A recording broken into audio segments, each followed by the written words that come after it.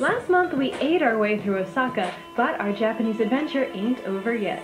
This month we're off to one of the world's most culturally rich cities, Kyoto. The former Japanese imperial capital, Kyoto hosts hundreds of ancient temples and shrines, truly exceptional Japanese cuisine, and is also home to the International Manga Museum. Join us in part 2 of our quest for all things weird, wild, and wonderful that Japan has to offer. On the road with Qore. Unless you've been living in some kind of geek-free vacuum, you've heard of the Japanese illustrated art form manga, which has influenced both anime, such as Akira and Ninja Scroll, as well as video games like Afro Samurai and Final Fantasy. Naturally, our first stop in Kyoto had to be the International Manga Museum. Upon arrival, we were greeted by the museum director, Toshio Kosaka, who showed us around.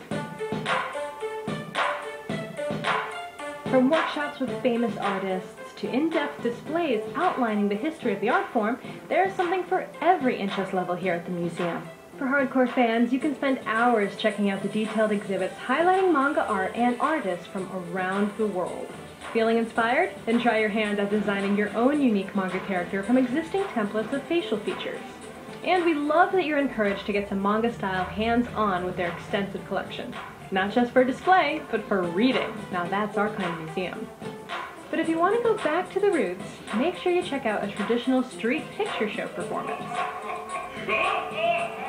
Because we got in good with the museum director, he gave us special access to view plaster casts of the drawing hands of the world's most famous manga artists, including the magic hand of Hayao Miyazaki, creator of anime such as Spirited Away and Ponyo.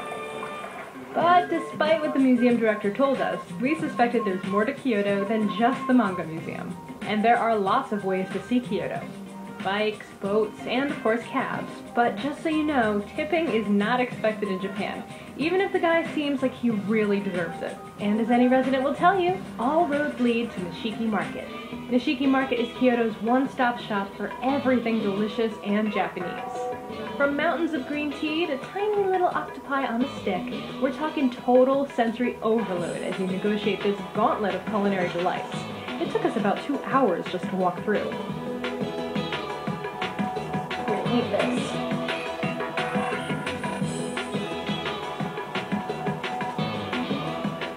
Being all sea sluggy. Kyoto is also famous for its sake, and as you can see, the market is loaded with all kinds of fun items. So pick up a few gifts for your family while you're here. If you need to recharge, you can grab an ice-cold matcha green tea, but sometimes that just isn't enough to soothe a tired spirit. Well, Kyoto has an answer for that too. The shrines and temples found throughout Kyoto are hundreds of years old, and many of them are listed as United Nations World Heritage Sites. Often surrounded by bamboo forests and gardens, one only needs a moment to enjoy the zen-like tranquility. This is timeless Japan, and Kyoto is full of these magical spots.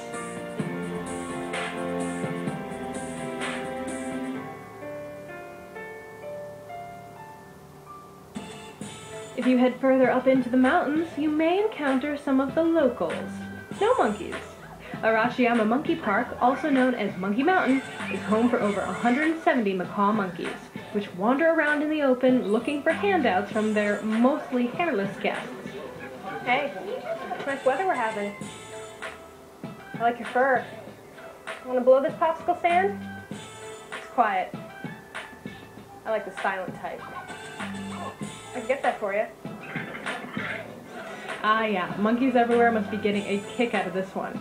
All those silly Homo sapiens get into the cage to feed treats to the monkeys roaming free outside. Now, while they appear cute and cuddly, don't get too close or look them directly in the eye. Those teeth are sharp. Last thing I need is to get monkey terrorized in Japan. I'm gonna go now. From what we've seen, Kyoto stands apart from cities like Osaka and Tokyo and is rooted in the past. As it turns out, there's little weird or wild in Kyoto, but there is more wonderful than you can handle. If you want to get a taste of traditional, timeless Japan, Kyoto is the place to see. And coming soon, we wrap up our journey in Tokyo, the largest, most hyperactive city in Japan, where we get comfy in the Toto Toilet Museum, a quirky cat cafe, and blow off some steam in a rather unconventional way. Until next time, domo arigato and sayonara.